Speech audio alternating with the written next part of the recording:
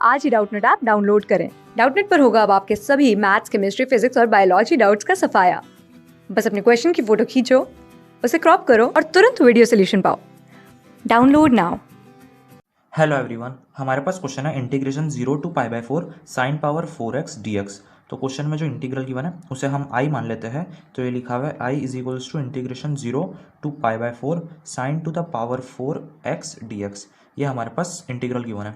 ठीक है, तो सबसे पहले हम एक प्रॉपर्टी देखते हैं। हमें पता है कि cos 2x जो है उसे लिख सकते हैं हम 1 - 2 साइन स्क्वायर x। ये एक आइडेंटिटी होती है। cos 2x को हम 1 - साइन स्क्वायर एक्स लिख 1 - 2 टाइम्स साइन स्क्वायर एक्स लिख सकते हैं। तो यहाँ से 2 टाइम्स साइन स्क्वायर एक्स की वैल्यू क्या आ गई, ये आ गया हमारे पास 1 - cos 2x के इक्वल, इस तरीके से आ गया। ठीक है, तो यहाँ से साइन स्क्वायर एक्स की वैल्यू आ गई हमारे पास 1 - cos 2x/2, ये आ गया हमारे पास। ठीक है, तो अगर हम दोनों तरफ स्क्वायर कर देते हैं तो ये बन जाएगा साइन पावर 4x और यहाँ पे आ जाएगा 1 - cos 2x डिवाइड बाई 2 का होल स्क्वायर। ठीक है, ये दोनों तरफ स्क्वायर करने पर आ गया, साइन स्क्वायर एक्स का स्क्वायर करने पर साइन पावर 4x आया और यहाँ पे बन गया 1 - cos 2x डिवाइड बाई 2 का होल स्क्वायर। ठीक है, तो साइन पावर 4x हमारे पास इसके इक्वल आ गया और इंटीग्रल में भी साइन पावर 4x है, तो साइन पावर 4x की जगह पे हम ये वाली टर्म लिख देंगे इंटीग्रल में।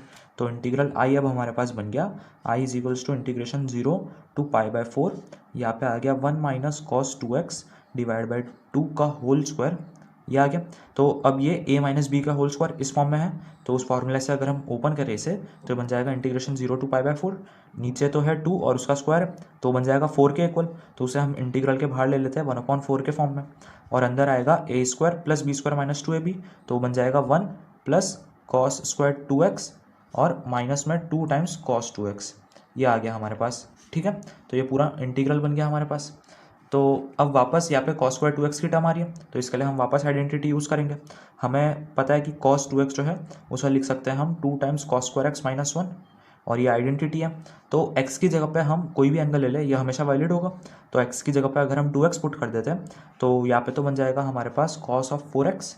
x की जगह पे 2x पुट करने पर यहाँ पे cos 4x बन जाएगा, और यहाँ पे 2x पुट करेंगे तो ये बन जाएगा 2 टाइम्स cos² 2x और माइनस में 1, इस तरीके से आ गया।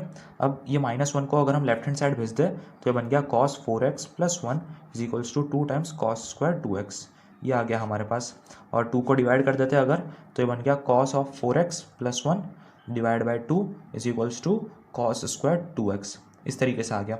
तो cos² 2x को हम लिख सकते हैं cos 4x + 1 डिवाइड बाई 2, तो ये हमारे पास आ गया। अब तो इंटीग्रल आई बन गया इंटीग्रेशन बाहर 1/4 है, इंटीग्रल है 0 से π/4 के बीच में, यहाँ पे है 1 प्लस में है cos² 2x, तो वो तो इसके इक्वल आ गया जो कि है cos of 4x divide by 2 + 1/2, ऐसे लिख दिया इस पूरे को, और माइनस में है 2 टाइम्स cos 2x, इस पूरे का हम इंटीग्रल कर रहे हैं x के रिस्पेक्ट में। ठीक है, तो ये 1 + 1/2 तो बन जाएगा 3/2, तो अब पूरा इंटीग्रल बन गया I is equals to 1/4 integration 0 to π/4। पहले cos 4x वाली टर्म लिख देते हैं, तो cos 4x/2, फिर माइनस में है 2 टाइम्स cos 2x और 1 + 1/2, ये बन गया प्लस में 3/2, पूरे के साथ यहाँ पे dx है। तो ये हमारे पास इंटीग्रल इस फॉर्म में आ गया। ठीक है, तो अब cos 4x का इंटीग्रेशन क्या आएगा, यह आएगा sin 4x/4, तो इंटीग्रल आई बन गया 1/4, फिर इंटीग्रल आ गया इसका sin 4x/4, और 2 ऑलरेडी नीचे, तो नीचे 8 बन जाएगा। फिर cos 2x का इंटीग्रल आएगा sin 2x/2, तो 2 से 2 कैंसिल हो जाएगा, तो ये माइनस में sin 2x आ गया। फिर 3/2 का इंटीग्रल आएगा प्लस में 3/2x, ये आ गया। तो अब लिमिट्स हम पुट कर देते हैं 0 से π/4 इस तरीके से। ठीक है, तो ये बन गया हमारे पास। तो अब यहाँ पे i इज इक्वल्स टू 1/4 इस तरीके से है, sin 4x है, तो π/4 अगर पुट करेंगे तो 4 से 4 कैंसिल हो जाएगा, सिर्फ पाई बच जाएगा, और sin पाई 0 होता है तो यहाँ पे 0 आ गया। फिर यहाँ पे भी π/4 पुट करेंगे तो 2 से 4 कैंसिल होगा तो π/2 आएगा, और sin π/2 1 होता है तो यह माइनस में 1 बन गया। फिर यहाँ पे पुट करेंगे तो ये बन जाएगा 3π/8, तो ये प्लस में 3π/8 इस तरीके से आ गया। ठीक है, फिर माइनस में हम 0 पुट करेंगे तो 0 पुट करने पर ये 0 बन गया, sin 0 0 के इक्वल होता है, ये भी 0 बन जाएगा, और यहाँ पे भी 0 बन गया, तो ये पूरा 0 के इक्वल ही हो जाएगा। ठीक है, तो ये इस तरीके से आ गया। तो अब हमारे पास ये आ चुका है 3π/8 इंटू 4 डिवाइड में, तो ये बन गया 3π/32, और माइनस में यहाँ पे 1 इंटू 1/4 है, तो ये माइनस में बन गया हमारे पास 1/4। तो ये पूरा हमारे पास इंटीग्रल आई आ गया, ये हमारा आंसर होगा। Thank you. क्लास 6 से 12 से लेके नीट, IIT, जेई मेंस और एडवांस के लेवल तक 10 मिलियन से ज्यादा स्टूडेंट्स का भरोसा।